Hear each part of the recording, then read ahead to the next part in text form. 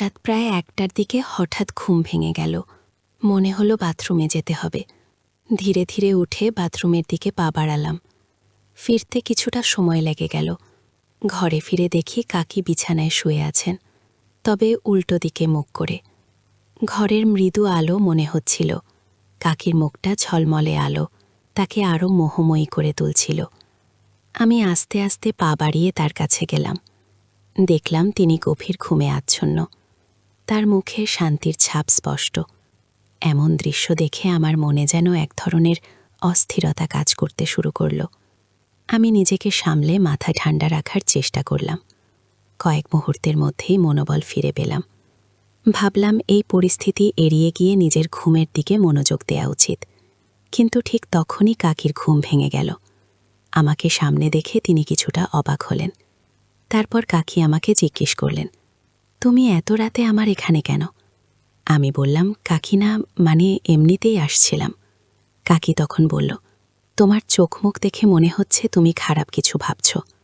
তারপর কাকি বলল, লজ্জা পেতে হবে না, আমাকে তুমি স্পষ্টভাবে বলতে পারো কি চাই তোমার। আমি তখন মনের সাহস নিয়ে কাকিকে বললাম, কাকা কি আজ রাতে তোমার সাথে থাকতে চাই? কাকি বলল, ঠিক আছে থাকো আমার বিছানায়, কিন্তু মাথায় অন্য কোনো চিন্তা আনবে না। মনে রেখো আমি তোমার কাকিমা। তারপর কাকিমার রুমে কাকিমার সাথে থাকলাম। কিন্তু হঠাৎ ঘুমের মধ্যে কাকিমা আমার এমন জায়গায় হাত দিয়েছিল যা আমি আগেই চেয়েছিলাম। তারপর কাকিমা লজ্জা ভেঙে আমার সাথে সারা রাত। আমি জিসান। কাকি ছিলেন অসম্ভব সুন্দরী এক মহিলা।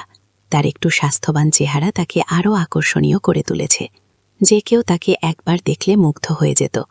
কয়েকদিন আগে আমি একটি ইন্টারভিউয়ের জন্য মুম্বাই থেকে গুজরাট যাচ্ছিলাম। ট্রেনে বসে দেখলাম আমার সামনে বসে আছেন এক ভদ্রমহিলা। তার চেহারায় এক ধরনের অপূর্ব সৌন্দর্য আকর্ষণ ছিল, যা সহজে মনকে টেনে নেয়। আলো করে তার মুখের উজ্জ্বলতা আরও ফুটে উঠেছিল। তার লম্বা চুল তাকে আরও মোহনীয় করে তুলেছিল।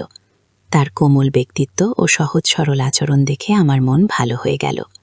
তাকে দেখে এক ধরনের ইতিবাচক অনুভূতি কাজ করছিল, যেন তার উপস্থিতি আমাকে সাহস দিচ্ছে। ট্রেন চলতে চলতে ভাবলাম, তার সঙ্গে কথা বললে কেমন হয়। অবশেষে সাহস করে আলাপ শুরু করলাম। তিনি হাসি মুখে জিজ্ঞেস করলেন, আপনি কোথায় যাচ্ছেন? আমি হেসে বললাম, গুজরাটে যাচ্ছি, সেখানে একটি ইন্টারভিউ আছে। তিনি শুনে বললেন, খুব ভালো, আমি গুজরাটের বাসিন্দা। এরপর তিনি জানালেন তিনি মুম্বাই এসেছিলেন তার স্বামীর সঙ্গে দেখা করতে। আমি জানতে চাইলাম, আপনার নাম কি? তিনি বললেন, আমার নাম ইভা। আমি বললাম, আপনি গুজরাটের কোন এলাকায় থাকেন? তিনি উত্তর দিলেন, আমি কলেজে থাকি। আমাদের আলাপ চলতে লাগলো। কথা বলার সময় তার ব্যক্তিত্ব আমাকে ক্রমশ আকর্ষণ করতে থাকল। ভ্রমণের সময় আমরা একে অপরের জীবনের গল্প ভাগাভাগি করলাম। আমি তাকে জানালাম আমার ইন্টারভিউ একটি অটোমোবাইল কোম্পানিতে। তিনি আমাকে উৎসাহ দিলেন। তার কথাগুলো খুব আন্তরিক এবং শক্তি যোগানোর মতো ছিল। রাতের প্রায় 10টা বাজে। ট্রেন যখন গল্প স্টেশনে থামল, আমি ও ইভাঙ্কা দুজনেই ট্রেন থেকে নামলাম। কাকির ব্যক্তি ভারী ছিল, তাই আমি বললাম, কাকি আমি আপনার ব্যাগটি ধরছি। তিনি আন্তরিকভাবে ধন্যবাদ জানালেন। স্টেশন থেকে বাইরে এসে জিজ্ঞেস করলেন, এখন রাতে কোথায় থাকার পরিকল্পনা করেছেন? আমি বললাম, সম্ভবত একটি হোটেল খুঁজতে হবে। তখনই কাকি বললেন, যদি সমস্যা না হয় আপনি আমাদের বাড়িতে আসতে পারেন, বাড়ির কাছেই। আমি কিছুক্ষণ ভেবে সম্মতি দিলাম। রাতে অচেনা জায়গায় হোটেল খোঁজার থেকে কাকির বাড়িতে যাওয়াই নিরাপদ মনে হল। ট্রেনে তার সঙ্গে আলাপ। এরপর থেকে আমি বেশ স্বস্তি অনুভব করছিলাম। আমরা দুজনে হাঁটতে হাঁটতে তার বাড়ির দিকে এগিয়ে গেলাম। হাঁটার সময় তাকে জিজ্ঞেস করলাম, আপনার বাড়ি আর কত দূর? তিনি হেসে বললেন, আরেকটু দূর, তুমি দেখবে, আমাদের বাড়ির পরিবেশ খুব সুন্দর। তার কথায় আশ্বস্ত হলাম। ভাবলাম, এটি হয়তো একটি নতুন বন্ধুত্বের সূচনা হতে পারে। তার বাড়িতে পৌঁছে তিনি দরজা খুলে আমাকে ভেতরে আসার আমন্ত্রণ জানালেন। ভিতরে ঢুকে আমি বললাম, ধন্যবাদ কাকি। তিনি হাসি মুখে বললেন, ধন্যবাদ তো আমাকে বলা উচিত, তুমি আজ আমাকে অনেক সাহায্য করেছে। বাড়ির ভিতরে একটি নরম আলো ছিল, আর দেয়ালে ঝোলানো ছবি বাড়িটিকে অদ্ভুতভাবে সুন্দর করে তুলেছিল। কাকি স্নেহভরা কণ্ঠে জিজ্ঞেস করলেন, জিসান, তোমার কি ক্ষুধা লেগেছে? কিছু খাবে? সত্যি বলতে আমার পেটেও বেশ কিছু ছিল, তাই বিনয়ের সঙ্গে বললাম, কাকি, একটু ভাত হলেই চলবে। তিনি মুচকি হেসে বললেন, ঠিক আছে, আমি রান্না করি, তুমি সামনের ঘরে গিয়ে বিশ্রাম নাও। আমি তার কথা মতো সামনের ঘরে গেলাম। নিজের কাপড় পরিবর্তন করে হাত মুখ ধুয়ে নিলাম। ঘরটি খুবই আরামদায়ক এবং শান্ত ছিল, যা আমার মনে এক ধরনের স্বস্তি এনে দিয়েছে। তিনি দেখতে বেশ সুন্দর লাগছিলেন। তার সাধারণ পোশাকে একটি অসাধারণ আকর্ষণ ছিল। তিনি হাসি মুখে বললেন, কি হলো, ঠিক লাগছে না? আমি হেসে বললাম, কাকি, আপনি তো খুব সুন্দর দেখাচ্ছে। আমার কথায় তিনি মুচকি হেসে রান্নার কাজে ফিরে গেলেন। আমি বিছানায় বসে ফোনে কিছু দেখতে শুরু করলাম। কিছুক্ষণের মধ্যেই রান্না করা খাবারের সুগন্ধ এসে পৌঁছান। কাকি বললেন, খাবার প্রায় হয়ে গেছে, তুমি টেবিলে বসো। আমি টেবিলে গিয়ে বসলাম। তিনি ভাত আর তরকারি পরিবেশন করলেন। আমরা খাবার খেতে খেতে কথাবার্তা বলছিলাম। কাকি জিজ্ঞেস করলেন, খাবার কেমন লাগছে? আমি বললাম, অত্যন্ত ভালো। তিনি হেসে বললেন, আর আমার বাড়ি কেমন লাগলো? আমি বললাম, বাড়ি খুব ভালো। এরপর তিনি ধীরে ধীরে প্রশ্ন করলেন, এই বাড়ির মালকিনকে কেমন লাগলো? আমি একটু বিস্মিত হয়ে বললাম, তিনি তো খুব ভালো। তিনি ধন্যবাদ জানিয়ে বললেন, তোমার ইন্টারভিউয়ের সময়? তখন আমি বললাম, কাল সকাল 10টায়। তিনি বললেন, তাহলে সমস্যা নেই, আমি তোমার জন্য নাস্তা বানিয়ে দেব, তুমি খেয়ে যেও। আমি সম্মতি জানালাম। খাওয়া শেষে আমরা থালা বাসন পরিষ্কার করলাম। কাকি বললেন, তোমাকে বিশ্রাম করতে হবে, সকালে তাড়াতাড়ি উঠতে হবে। আমি মুচকি হেসে বললাম, আপনি কোন পারফিউম ব্যবহার করেন? আপনার ঘরে খুব সুন্দর গন্ধ আসছে। তিনি হেসে বললেন, সবই মহিলা পারফিউম, তোমার জন্য উপযুক্ত নয়। রাত গভীর হয়ে এসছিল। আমি বিছানায় শুয়েছিলাম। কিছুক্ষণ পর কাকি ঘরে এসে মুচকি হেসে বললেন, তুমি কি আর কিছু বলবে? আমি হেসে জিজ্ঞেস করলাম, আপনি কি জানতে চান? তিনি আমার চোখের দিকে তাকিয়ে বললেন, যদি তোমার চাকরি এখানে হয়ে যায়, তুমি কোথায় থাকতে চাও? আমি কিছুক্ষণ ভেবে বললাম, সম্ভবত একটি রেন্ট ঘর নিতে হবে। তিনি চুপ করে থাকলেন কিছুক্ষণ। তারপর বললেন, তুমি কি আমার বাড়িতে থাকতে পারবে? আমি কিছুটা হতভম্ব হয়ে বললাম, আমি আপনার বাড়িতে? আমি কতদিন থাকব? তিনি মুচকি হেসে বললেন, যতদিন তুমি চাও। আমি বললাম, কিন্তু এটা ঠিক মনে হচ্ছে না। তিনি বুঝতে পেরে বললেন, ঠিক আছে, তুমি রেন্টে থাকতে পারে। যা রেন্ট দিতে হবে সেটা আমাকে দিলেই হবে, এতে আমার সুবিধা হবে। আমি ভাবলাম এটা আসলেই ভালো একটা প্রস্তাব। বললাম, ঠিক আছে, আগে তো চাকরি পেতে হবে, সেটাই আগে দেখি। তিনি বললেন, তোমার চাকরি নিশ্চিত হয়ে গেছে। হাসতে হাসতে বললাম, আপনি কিভাবে জানলেন? তিনি বললেন, আমার কিছু অনুভূতি আছে। এরপর তিনি আবার জিজ্ঞেস করলেন, যদি চাকরি হয়, তুমি কি আমার বাড়িতে থাকবে?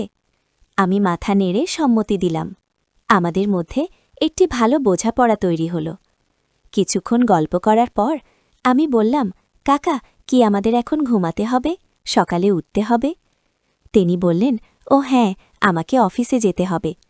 আমি জিজ্ঞেস করলাম, আমি কোথায় ঘুমাবো? তিনি বললেন, তুমি আমার পাশেই শুতে পারো, আমরা একসঙ্গে ঘুমাও। আমি কিছুটা সংকট প্রকাশ করে বললাম, না, আমি অন্য ঘরে ঘুমাবো। তিনি বললেন, অন্যান্য ঘর পরিষ্কার নেই, তুমি আমার ঘরে শুয়ে যাও। শেষমেশ আমি তার কথা মেনে নিলাম। তার কাছে একটি বিছানা চাইলাম, কিন্তু তিনি আমাকে নিচে বিছানা পেতে শোয়ার অনুমতি দিলেন না। তিনি নিজেই বললেন, তুমি আমার বিছানায় শুয়ে পড়ো। ধীরে ধীরে ঘরের পরিবেশ শান্ত হয়ে গেল। রাতের নিস্তব্ধ বাতাসে মনে হচ্ছিল, এই অজানা সাক্ষাৎ আমাদের জীবনের নতুন অধ্যায়ের সূচনা করতে পারে। রাত প্রায় 1টা, ঘুম ভেঙে গেল। আমি বাথরুমে গেলাম। ফিরে এসে দেখলাম কাকি আমার দিকে পিঠ করে শুয়ে আছেন। তাকে দেখে আমার মনে অস্থিরতা কাজ করছিল, কিন্তু আমি নিজেকে নিয়ন্ত্রণে রেখে আবার শুয়ে পড়লাম। সকালে কাকি আমাকে 7টায় ডেকে দিলেন। তিনি বললেন, ওঠো, 1 কাপ চা খেয়ে নাও। আমি বললাম, কাকি, আমি চা খাই না। তিনি হাসি মুখে বললেন, কোনো সমস্যা নেই, একবার খেয়ে দেখো, আমি তোমার জন্য ভালোবাসা দিয়ে বানিয়েছি। তার কথায় অন্যরকম অর্থ অনুভব করছিলাম, কিন্তু নিজের অজান্তেই তা উপেক্ষা করলাম। প্রস্তুত হবার সময় কাকি বললেন, ইন্টারভিউ শেষ হলে আমার সাথে দেখা করতে এসো এবং কাজের খবর জানাও। আমি একটি অটো নিয়ে ইন্টারভিউ দিতে বেরিয়ে পড়লাম। দুপুর 3টের দিকে ফিরে এসে দেখি বাড়ির দরজায় তালা লাগানো। আমার কাপড় সব ভিতরে ছিল, আর আমি কাকের ফোন নম্বর নিতে ভুলে গিয়েছিলাম। বাধ্য হয়ে অপেক্ষা করতে লাগলাম। সন্ধ্যা 5টার দিকে কাকি ফিরলেন। তিনি একটি সুন্দর পোশাক পরেছিলেন। দরজা খুলে আমাকে ভেতরে আসতে বললেন। এরপর বললেন, তুমি একটু দাঁড়াও, আমি কাপড় পরিবর্তন করে আসি। কিছুক্ষণ পরে বেরিয়ে এলেন। তিনি জিজ্ঞেস করলেন, এখন বলো, ইন্টারভিউ কেমন হলো? আমি বললাম, আমার তো বাড়ি যেতে হবে। এটা শুনে কাকি একটু বিষণ্ণ হয়ে বললেন, ইন্টারভিউ ভালো হয়নি, কাজ পাওনি? আমি উত্তর দিলাম, না, এমন কিছু নয়, আমার চাকরি হয়েছে এবং আমাকে 3 দিন পর যোগদান করতে হবে। আমি খুশি হয়ে জানতে চাইলেন, তাহলে তুমি বাড়ি যাচ্ছ কেন? তার কথায় বোঝা যাচ্ছিল আমার চলে যাওয়া তাকে কিছুটা দুশ্চিন্তাগ্রস্ত করছে। আমি বললাম, আমার কাছে তেমন কাপড় নেই, আমাকে পরিবারের সঙ্গে দেখা করতে যেতে হবে, কিছু প্রয়োজনীয় জিনিসপত্র নিয়ে আসতে হবে। কাকি আশাবাদী চোখে প্রশ্ন করলেন, তুমি ফিরে আসবে তো? তার চোখে এমন এক অভিজ্ঞ ছিল যে আমার চলে যাওয়া তাকে সত্যিই কষ্ট দিচ্ছে। আমি বললাম, কাকি, আমি অবশ্যই ফিরে আসি। এতে তিনি কিছুটা খুশি হয়ে বললেন, তুমি কখন যাচ্ছে ট্রেন?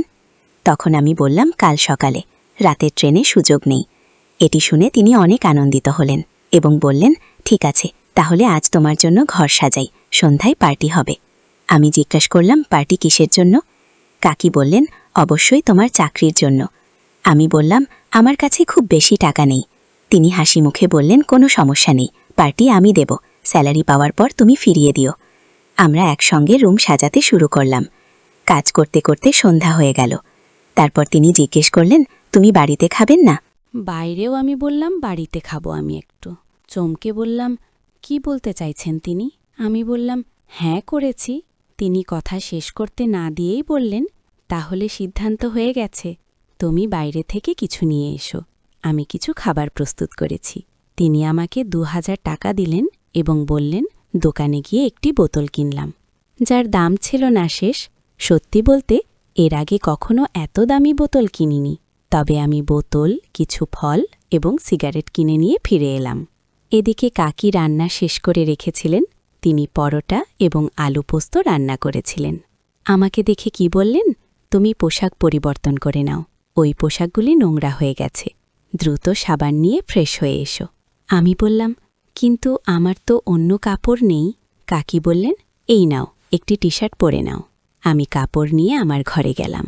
স্নান সেরে নতুন পোশাক পরে বের হয়ে এলাম। কাকি ঘরে যেতে দেখলাম তিনি তখনও স্নান করছেন। আমি তাকে ডাকলাম। তিনি বললেন, তুমি যা আনবে তা নিয়ে এসো, আমি একটু পরে আসছি। তিনি আমাকে জল আর অন্যান্য জিনিস আনার নির্দেশ দিলেন। আমি সবকিছু প্রস্তুত করে আনলাম, ড্রাই ফ্রুট কেটে প্লেটে সাজালাম। দুজনের জন্য গ্লাসে জল রেখে দিলাম। ড্রয়িং রুমে বসেছিলাম, তখনই ঘরে ঢুকলেন। আমি তাকিয়ে রইলাম। কাকি আমার দৃষ্টি বুঝতে পেরে মিষ্টি করে বললেন, কি দেখছে? আমি চোখ সরিয়ে বললাম, কিছু না, শুধু আপনার সৌন্দর্য দেখছিলাম। তিনি হাসতে লাগলেন। সত্যি বলতে তাকে খুব সুন্দর লাগছিল। আমি গ্লাসে জল ঢালতে শুরু করলাম।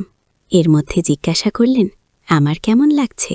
আমি বললাম, সত্যিটা কি, আজকে খুব ভালো লাগছে, নেন। কাকি একটু হাসলেন এবং বললেন, ভালো লাগছে নাকি আরও কিছু? আমি কোনো উত্তর না দিয়ে জল শেষ করে দিলাম। নতুন একটি জল তৈরি করতে বোতল হাতে নিলাম। তখন কাকি বললেন, আরে এত তাড়াতাড়ি কেন, এবার আমি বানাচ্ছি। এই কথা বলে তিনি বোতল নিয়ে আরও পানি আনতে গেল। তারপর মৃদুস্বরে বললেন, জানো, একটা কথা জিজ্ঞাসা করব?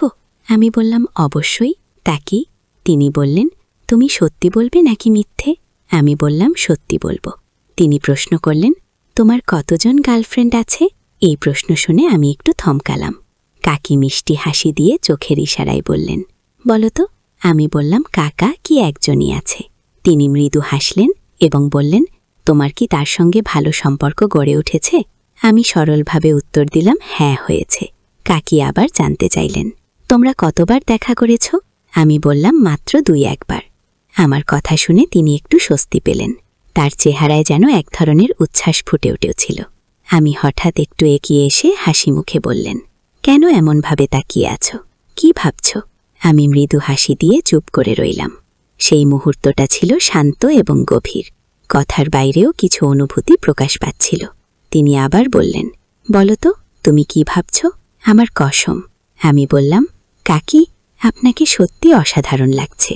তিনি হাসতে হাসতে বললেন, এটা তো আমি জানি, কিন্তু তুমি কি জানো তোমার আঙ্কেল কেন এখানে থাকেন না? আমাকে এমন কথাই বলতেন। তিনি মিষ্টি হাসি দিয়ে বললেন, আচ্ছা, তুমি জানো তোমার আঙ্কেল এখানে কেন থাকেন না?